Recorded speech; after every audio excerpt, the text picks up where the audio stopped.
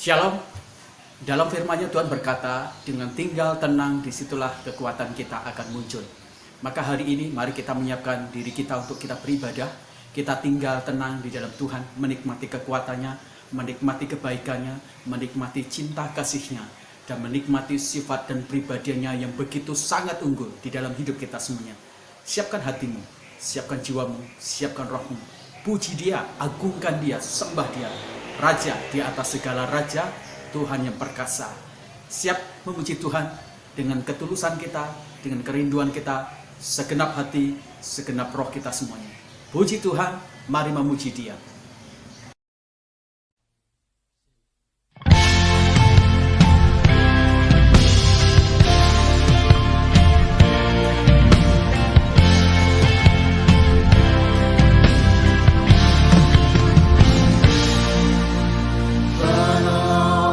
Selalu setia memenuhi keperluanku, tak pernah Dia mengecewakan. Yesusku tak pernah gagal. Segala perkara dapat ku tanggung di dalam Dia yang memberi kekuatan. Tuhan Yesus penolong dan sahabat, tetap percaya Tuhan setia.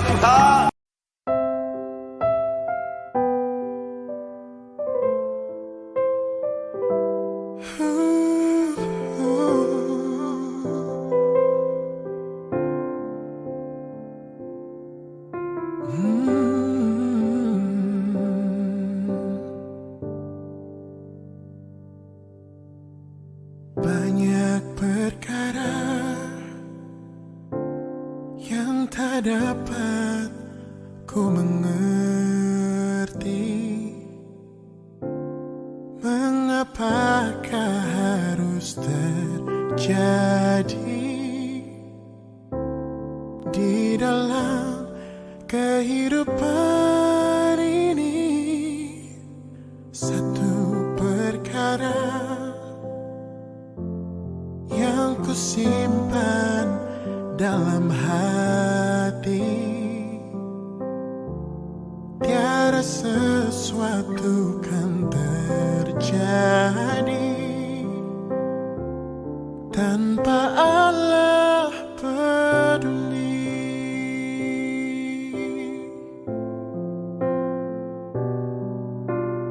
Allah mengerti, Allah peduli segala persoalan yang kita hadapi. Takkan pernah dibiarkannya ku bergumul sendiri, sebab Allah peduli.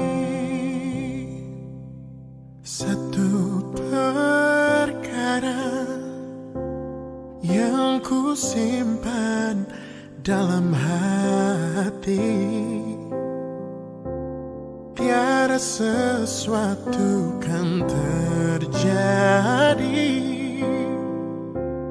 tanpa Allah peduli. Allah mengerti, Allah peduli segala persoalan yang kita hadapi. Tak akan pernah dibiarkannya ku bergumul sendiri, sebab Allah peduli.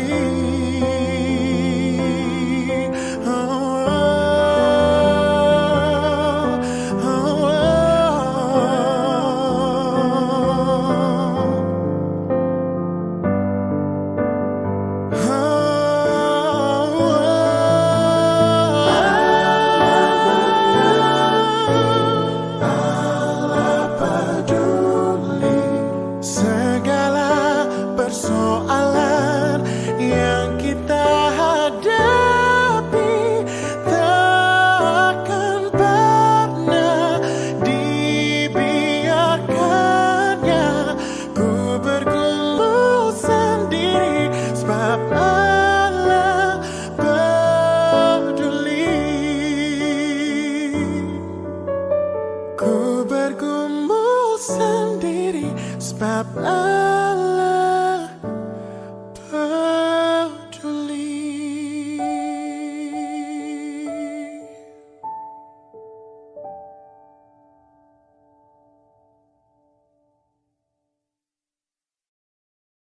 Haleluya, kita sudah memuji, memuliakan nama Tuhan Allah kita yang perkasa. Kita bukan akan hanya diberkati oleh kehadiran Tuhan ketika kita memuji, memuliakan Tuhan, tapi juga oleh kebenaran firman Tuhan yang kita akan dengar. Siapkan tanah hati kita semuanya menjadi tanah yang subur.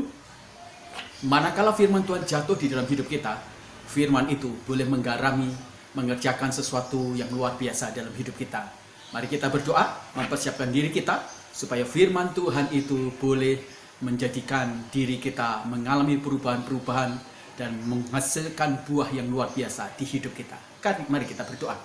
Terima kasih kalau kami boleh memuji, memuliakan nama Tuhan. Hari ini kami mempersiapkan hati, kami mempersiapkan roh, jiwa kami untuk kami diisi firman. Firman yang menolong kami menemukan begitu banyak Tuhan mutiara-mutiara yang memberikan kepada kami kekuatan untuk kami tahan menghadapi hidup ini.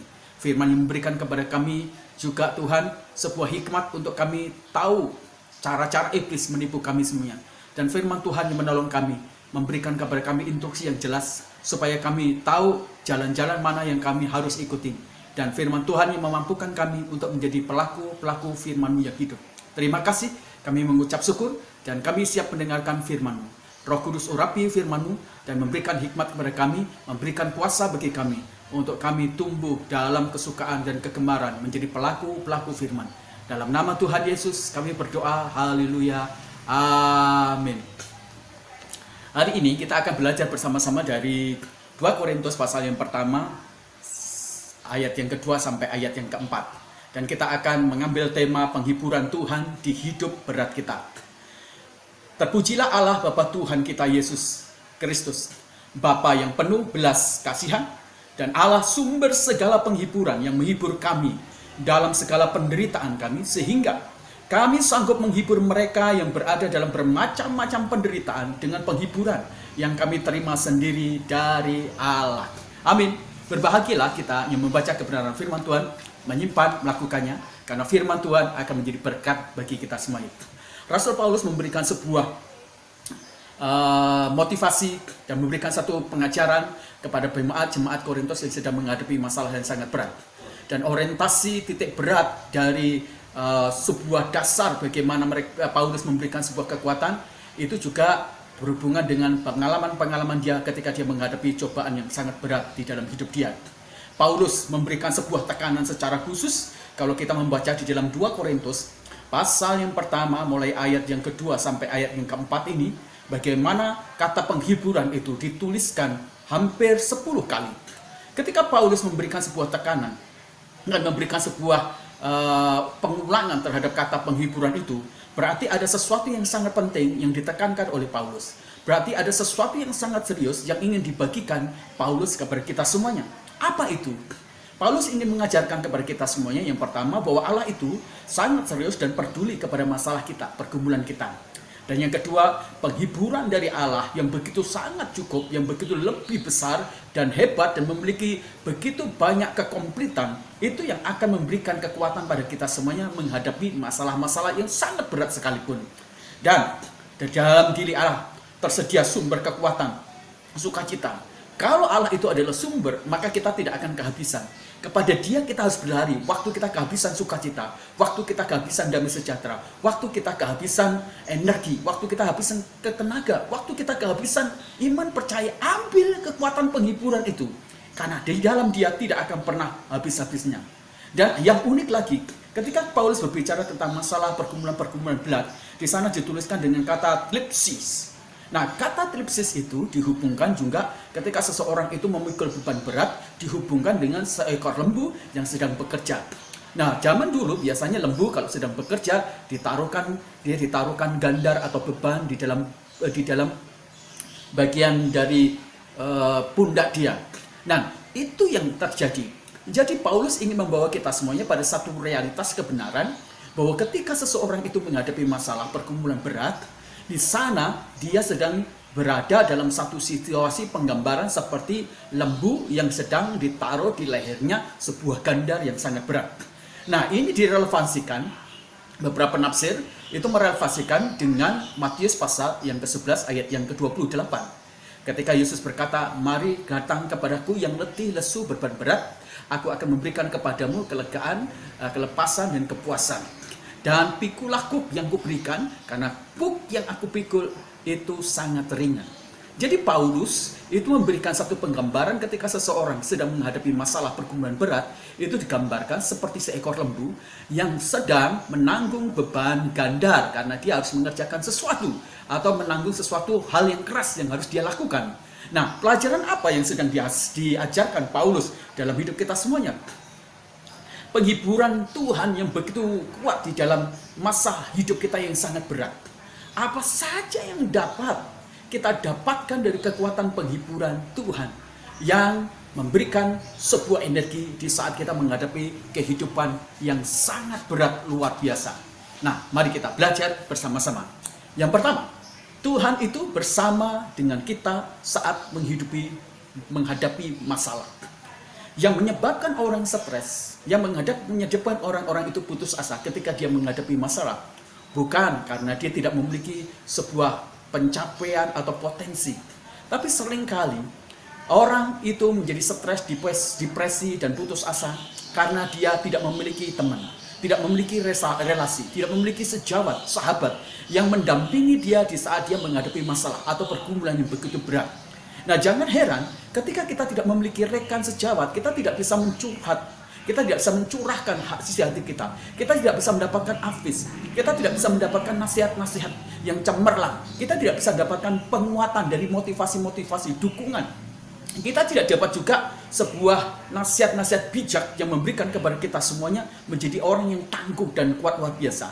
Sahabat, teman itu menjadi sesuatu yang penting sehingga kita semuanya bisa menjalaninya tidak dalam kondisi yang rapuh karena kita kesendirian.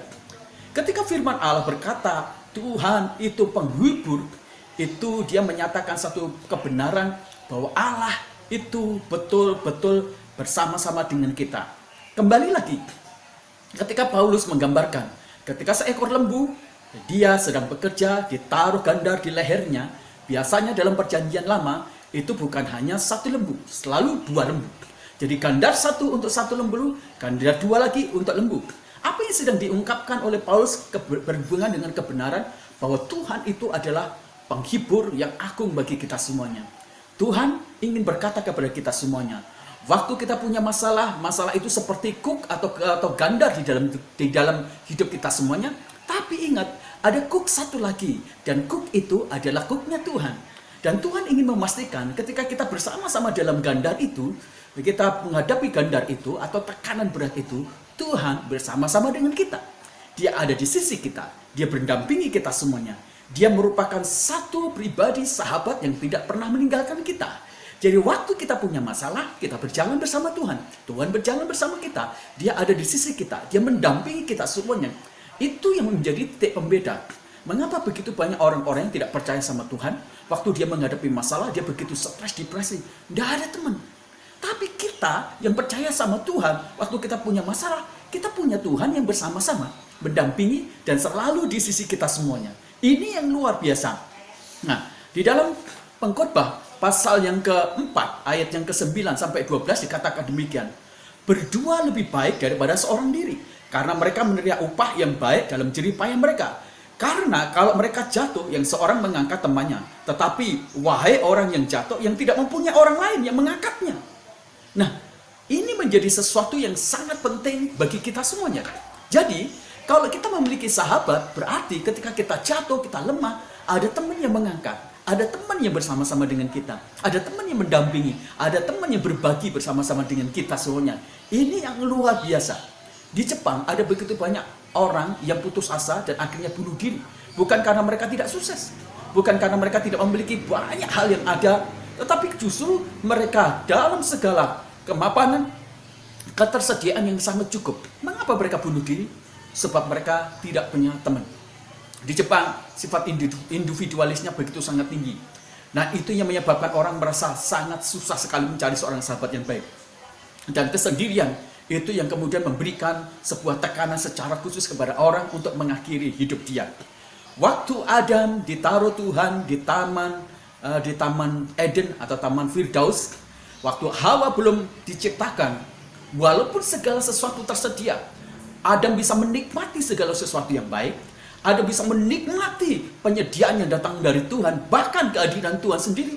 Tetapi itu tidak bisa menafiskan satu kebutuhan yang secara esensi, bahwa Adam butuh seorang teman, seorang sejawat, rekan, dan butuh seorang yang betul-betul menjadi seperti dirinya sendiri.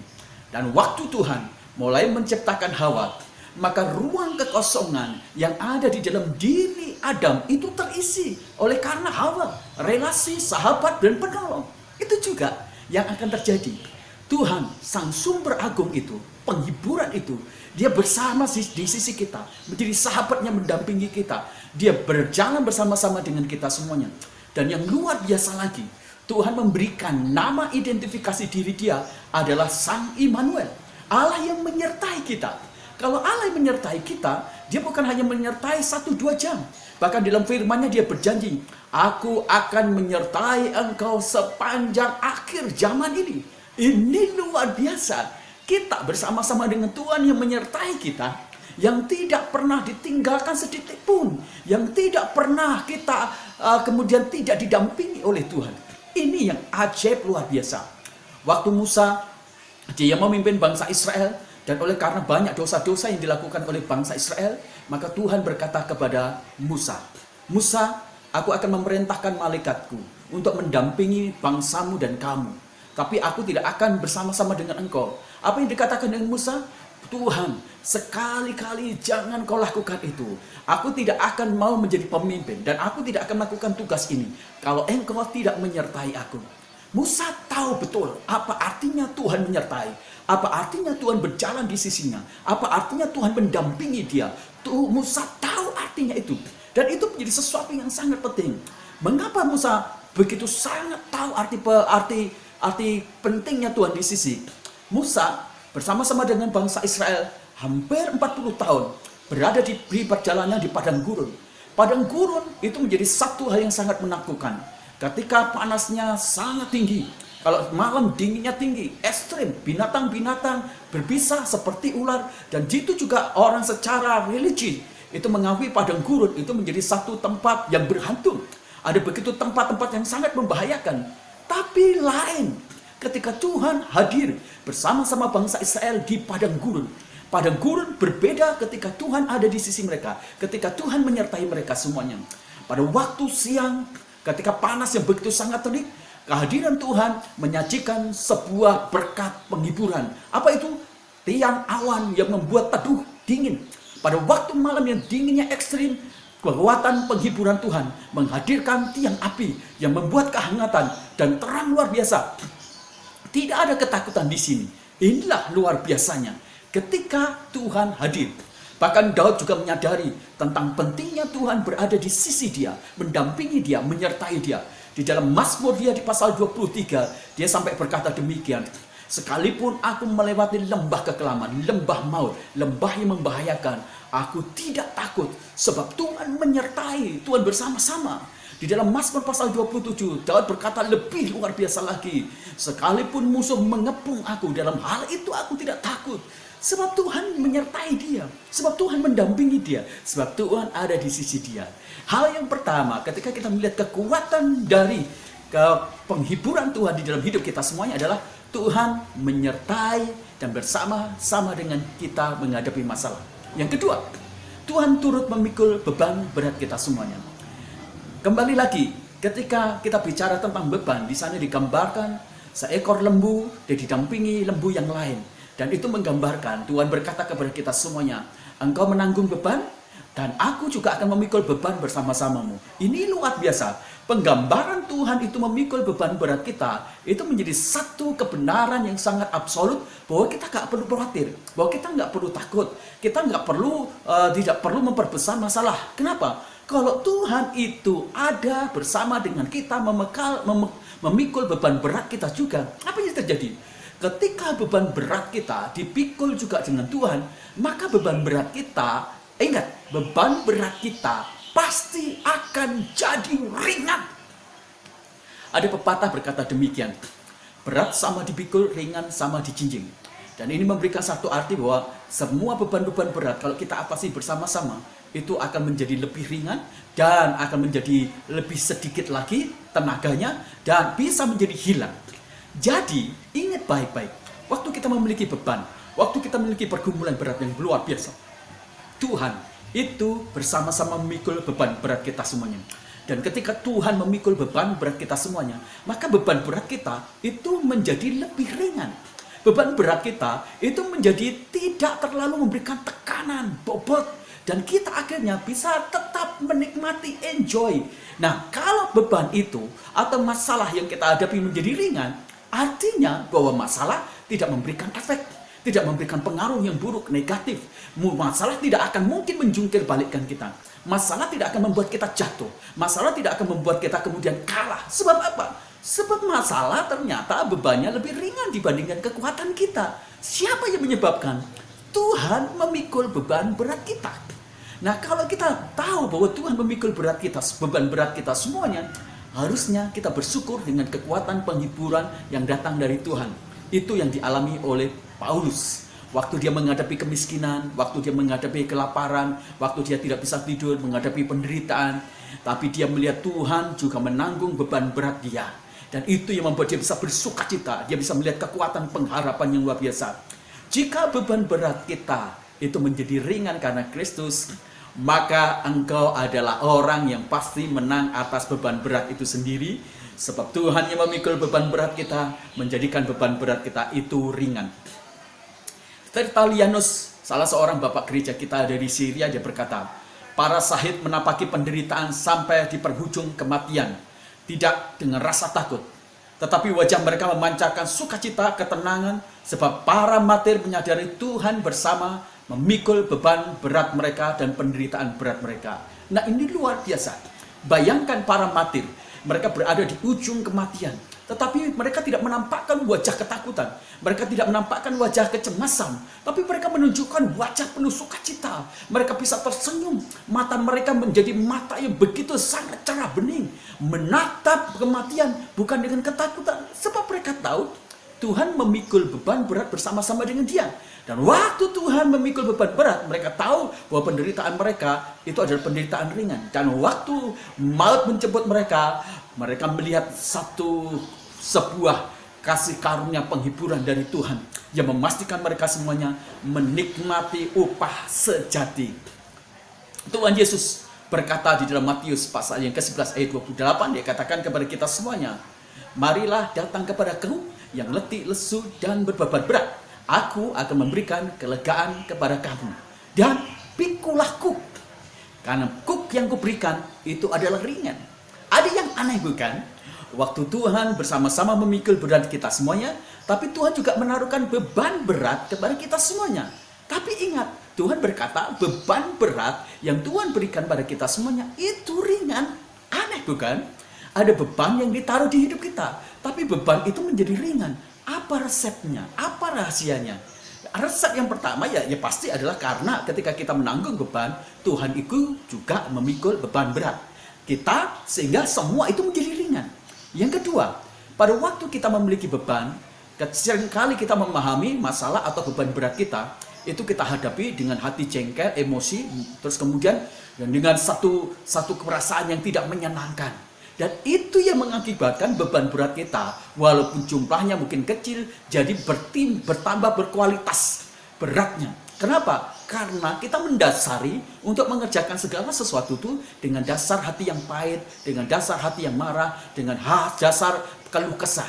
Tapi coba, Tuhan Yesus mengubah waktu kita memikul beban berat, Tuhan Yesus mengubah dasar respon kita dipakai dengan hati yang penuh dengan cinta dan kasih. Ternyata hal yang sangat berat, kalau kita kerjakan segala sesuatu itu dengan cinta kasih, itu menjadi sangat ringan luar biasa. Ketika kita jatuh cinta, kita main di tempat kekasih kita. Tiba-tiba saja ada kiriman beras 50 kilo di rumah kekasih kita. Dan kekasih kita kemudian berkata kepada kita semuanya, "Yang, tolong dong angkatin beras yang 50 kilo." Apa yang terjadi? Saya tahu mungkin kita tidak cukup kuat mengangkat beban berat itu. Tetapi karena kita mencintai dan mengasihi, kita angkat. Walaupun beban berat, tapi refleksi di wajah kita apa? Senyum, senang, rasa dipercayai, bangga. Jadi kita merasa bahagia walaupun kita memikul beban berat. Itu juga yang dilakukan oleh Yesus ketika dia memberikan satu kebenaran bahwa dia memikul beban berat bersama-sama dengan kita karena dia mencintai kita. Dan Tuhan ingin mengajari kita supaya ketika kita menghadapi masalah pergumulan berat, dasari semua kegiatan kita, tindakan respon kita memikul beban berat itu dengan cinta, dengan kasih, maka kita pasti akan bersyukur, bersukacita, dan bahagia. Dan kita senangnya luar biasa menghadapi masalah. Jadi masalah justru membuat kita mengalami kegairahan sukacita. Kenapa? Sebab kita tahu dengan masalah ini kita pengen menyenangkan Tuhan. Pengen membuat Tuhan itu bangga. Pengen membuat Tuhan itu dimuliakan. Pengen kita berkenan kepada Tuhan dengan apa yang kita lakukan dalam respon-respon yang penuh dengan cinta dan kasih. Luar biasa. Dan ketika Tuhan memberikan kepada kita semuanya sebuah dasar yang baru lagi, karena beban itu bukan lagi merupakan sebuah cobaan, tapi Tuhan pindahkan lagi sebagai ujian. Kalau cobaan seringkali kita pahami sebagai pekerjaan iblis untuk meruntuhkan, menghancurkan. Tapi ujian datang dari Tuhan untuk menaikkan level kita, untuk menaikkan ranking kita, untuk membuat kita makin dewasa, untuk membuat kita makin bertumbuh, untuk membuat kita mengalami kemajuan-kemajuan dan terobosan luar biasa. Itu yang sering kali akan terjadi pada hidup kita semuanya. Jadi, kasih karunia kekuatan penghiburan Tuhan yang kedua adalah Tuhan turut memikul beban berat kita semuanya. Dan yang terakhir, pelajaran apa yang dapat kita petik dari kekuatan penghiburan Tuhan di hidup berat kita semuanya? Yang ketiga, Tuhan mengajari kita untuk menikmati penderitaan. Wah, bagaimana mungkin kita bisa menikmati penderitaan? Wah, kalau gitu kita orang fatalis. Bukan. Kalau orang fatalis, kita menyerah pada satu keadaan. Dan kita juga bukan orang skeptis atau orang-orang yang merasa ragu, atau kita orang stoa yang sudah apatis lagi dengan keadaan ini semuanya. Bukan. Kebanyakan dari kita memahami beban, memahami masalah itu secara buruk dan tidak baik. Sehingga masalah itu tidak bisa kita nikmati. Kita menempatkan masalah, kita menempatkan pergumulan, kita menempatkan beban berat, itu menjadi lawan bagi kita semuanya. Agustinus dia berkata, keindahan dunia ini bukan hanya dapat dinikmati saat fajar pagi, sehingga kita bisa melihat sebuah mentari memberikan harapan. Tetapi malam juga menyediakan keindahan dengan sinar bulan dan bintang. Mungkin kita tidak suka dengan malam, tetapi kalau kita ingin melihat keindahan bulan dan keindahan bintang, maka kita membutuhkan malam. Jadi artinya Agustinus berkata kepada kita semuanya, sebuah perubahan-perubahan hidup, kemudian pergumulan-pergumulan, di sana itu selalu menyediakan sisi keindahan. Dan artinya kita bisa menikmati. Semua pergumulan kita itu adalah bagian dari sisi keindahan. Ada satu sisi kesempatan supaya kita semuanya bisa menikmati. Tuhan mengajarkan kepada kita semuanya ketika kita memiliki pergumulan, kekuatan penghiburan Tuhan menolong kita untuk kita bisa menikmati penderitaan kita dari sisi-sisi keindahan, dari sisi-sisi yang unik, dari sisi-sisi ketika Tuhan memberikan kepada kita semuanya pemahaman yang benar tentang fungsi tujuan dari sebuah penderitaan. Contohnya Bapak Ibu. Bapak Ibu mungkin susah tidur, tapi Bapak Ibu kerja keraslah sampai capek. Apa yang terjadi? Maka Bapak Ibu akan bisa menikmati tidur dengan nyenyak. Jadi, penderitaan yang dihasilkan oleh karena kerja keras kita, yang membuat kita capek, letih, itu akhirnya dapat dinikmati dengan cara kita bisa tidur nyenyak. Bapak Ibu mungkin berpuasa, menahan lapar yang begitu luar biasa. Dan Bapak Ibu sangat lapar. Dan setelah lapar, apa yang terjadi? Bapak Ibu pengen makan. Walaupun makannya ya mungkin tidak selalu mewah luar biasa. Tapi karena lapar, maka rasa lapar itu dapat memberikan satu kenikmatan makanan-makanan yang kita makan. Jadi penderitaan itu memberikan kepada kita semuanya pada sisi-sisi yang baik untuk kita bisa nikmati. Jadi ingat, Allah kita yang sangat powerful menolong kita semuanya menikmati penderitaan. Bukankah Yesus yang mati di atas kayu salib, dia bisa menikmati penderitaan walaupun dia berteriak. Rasa-rasanya sesuatu yang sangat susah. Tetapi Tuhan Allah kita yang powerful, dia datang dalam kepapaan kita, menolong kita, mengajari kita semuanya. Dalam kepapaan itu, dia mengajari kita untuk bisa menikmati kepapaan, pergumulan, dan penderitaan-penderitaan yang kita hadapi. Ini luar biasa. Jadi, kunci untuk kita bisa menikmati sebuah kenikmatan dari berkat, di sana adalah penderitaan yang dapat kita pahami sebagai syukur. Keikhlasan kita semuanya menjalani masalah dan pergumulan berat. Waktu di sana ada syukur, waktu di sana ada keikhlasan, waktu di sana kita bisa melihat dari kacamata kebenaran Allah, maka kita bisa melihat bahwa akhirnya kita bisa menikmati sebuah penderitaan dengan cara yang sangat baik. Jadikan masalah, jadikan pergumulan itu menjadi sahabat, sehingga kita bisa bersama-sama dengan dia naik level, sehingga kita bersama-sama dengan dia bisa mengalami terobosan, tumbuh menjadi dewasa, tumbuh menjadi lebih lagi berkarakter dan lebih baik lagi. Itu yang sangat penting. Ayub ketika dia menghadapi satu situasi yang sangat pahit, pengalaman-pengalaman beban berat, pergumulan berat, bagaimana tidak? Hartanya dalam satu hari habis, anaknya mati, istrinya meninggalkan dia, dan tubuhnya dipenuhi dengan borok yang luar biasa. Tapi uniknya adalah Ayub bisa menikmati. Dia berkata, dengan telanjang aku datang, dan dengan pulang pun aku telanjang. Tuhan yang memberi, Tuhan juga yang mengambil. Pemahaman untuk bisa menikmati berkat dari setiap pergumulan itu bukanlah perkara yang mudah.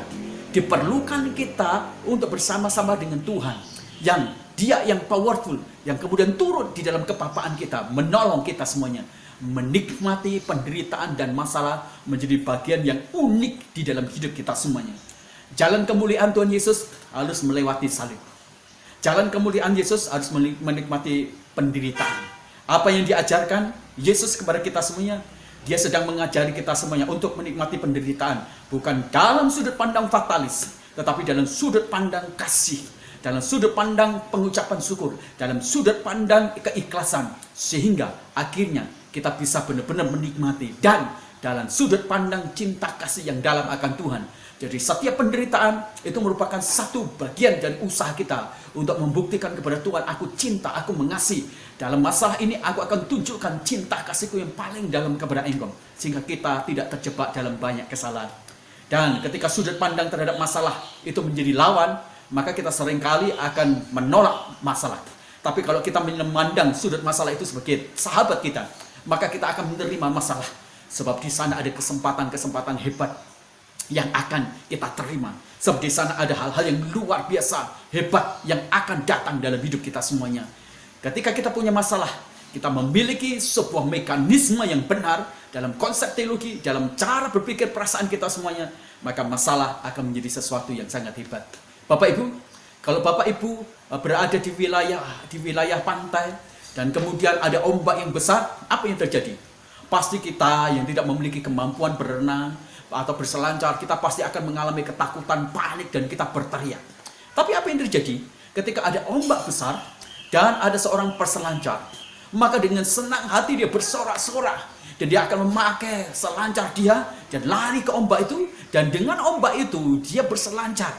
Peselancar itu menari-nari di ombak yang besar, yang bergelombang tinggi. Bukannya takut, tetapi dia memakai ombak itu menjadi salah satu bagian dari pertemanan dia, persahabatan dia, menaklukkan ombak, menari-nari dalam ombak. Dan kalau itu merupakan satu kejuaraan, maka peselancar itu memiliki potensi dan kesempatan untuk menjadi juara, dan mungkin juga bisa meraih hadiah-hadiah yang besar. Entah itu hadiah emas, entah itu hadiah uang, atau hadiah piala. Tetapi pendeknya, ketika pergumulan itu seperti ombak besar, dan kita harus menjadikan diri kita menjadi peselancar, menikmati ombak itu, menari-nari bersama ombak itu, sampai akhirnya kita tiba di tepian pantai, dan di sana ada hadiah yang menanti kita semuanya. Haleluya. Maka jangan pernah takut dengan penderitaan, pergumulan berat, karena kekuatan penghiburan Tuhan itu menjadi pelindung bagi kita semuanya. Haleluya. Tuhan memberkati kita. Mari kita berdoa.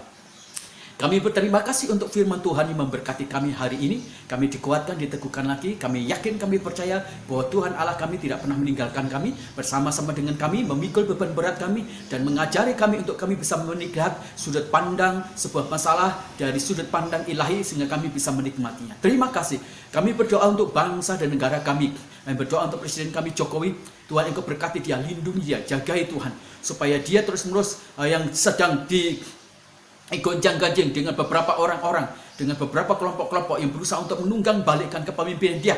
Tuhan, lindungi, jagai dia. Kami berdoa untuk anasir jahat, orang-orang yang merancang dari garis kanan, garis kiri, ekstrem kanan, ekstrem kiri. Kami patahkan rancangan jahat mereka dalam nama Tuhan Yesus. Berikan hikmat marifat kepada Presiden kami untuk dia bisa mengatasi masalah-masalah pandemik ini, COVID ini, supaya tidak menjadi satu jebakan bagi orang-orang yang berusaha menjatuhkan dia. Berikan hikmat Tuhan supaya pandemi ini bisa diatasi dengan baik. Efek-efek dari pandemik di bidang ekonomi, di bidang kesehatan, di bidang-bidang bisnis, di bidang niaga, dan semua kegiatan normal itu bisa Tuhan diberikan sebuah solusi yang sangat tepat, karena hikmat Tuhan menyertai Presiden kami Jokowi. Tuhan memberkati Wakil Presiden, jajaran kementerian, supaya mereka bisa bekerja sama secara sinergi, dan mereka mewujud nyatakan satu kondisi yang sangat lebih baik lagi. Lebih daripada itu, kami berdoa supaya bangsa kami menjadi bangsa yang diberkati oleh anugerah Tuhan, supaya banyak orang yang percaya kepada Tuhan Yesus, dan mereka menyembah Tuhan sebagai juru selamat mereka. Tuhan, Engkau memberkati juga jajaran anggota TNI, baik itu Angkatan Darat, Angkatan Laut, Angkatan Udara, dan kepolisian, supaya mereka bisa mengamankan dan berlaku tindak tegas untuk menghadapi situasi-situasi yang akan menghasilkan sesuatu yang chaos. Tuhan, berikan kepada pemimpin-pemimpin TNI kami sebuah perasaan nasionalis yang sangat tinggi untuk menjaga negara Indonesia dari rongrongan orang-orang yang berusaha menghancurkan, berusaha untuk memecah, berusaha untuk membuat chaos. Tuhan Engkau berkati mereka semuanya. Sekali lagi Tuhan, kami mematahkan golongan-golongan, kelompok-kelompok yang berusaha untuk menghancurkan Indonesia. Kami taklukkan kekuatan jahat mereka. Demi nama Tuhan Yesus kami patahkan rancangan jahat mereka. Kebenaran-Mu akan memenangkan Tuhan. Terima kasih. Kami juga berdoa Tuhan untuk para sponsor yang telah memberkati gereja kami. Mereka yang memberkati untuk gereja, beasiswa, Tuhan memberkati usaha mereka, bisnis mereka, berkati anak mereka, kesehatan mereka, kebahagiaan mereka. Tuhan Engkau memberkati. Berkati seseorang yang menjanjikan kepada kami bernasar untuk membangunkan sebuah gereja. Tuhan kuatkan hatinya, teguhkan hatinya untuk dia terus mengingat nasar dia. Dan berkati bisnisnya, berkati kebahagiaannya, berkati kesehatannya, anak-anaknya, masa depannya. Tuhan Engkau memberkati. Kami berdoa secara khusus Tuhan untuk para dokter.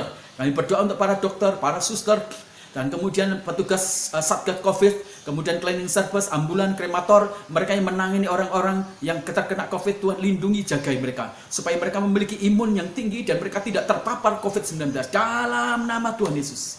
Bapak, kami juga berdoa untuk kesediaan vaksin supaya bisa berjalan dengan baik. Kami juga berdoa secara khusus Tuhan untuk orang-orang yang mafia-mafia, yang menimbun vaksin, yang menimbun obat-obatan, yang Tuhan melakukan segala sesuatu ini untuk kepentingan-kepentingan mengeruk diri sendiri dan tidak melihat sisi kemanusiaan, dan mereka kehilangan Tuhan hati nuraninya. Kami patahkan rancangan orang-orang mafia ini dalam nama Tuhan Yesus.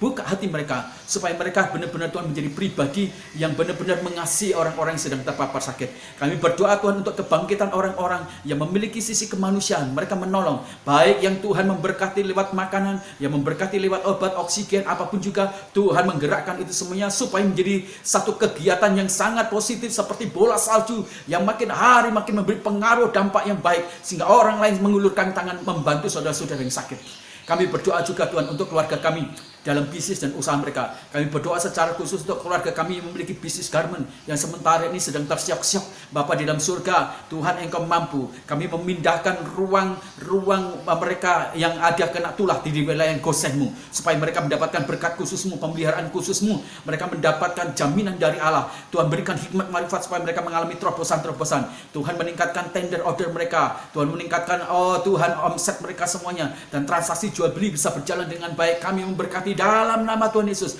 Berkati kekuatan kesehatan mereka. Jemaat-jemaat kami yang memiliki kuliner, Tuhan Engkau berkati juga supaya kuliner mereka makin berkembang. Jemaat kami yang bekerja sebagai karyawan, Tuhan berkati dan berikan promosi-promosi.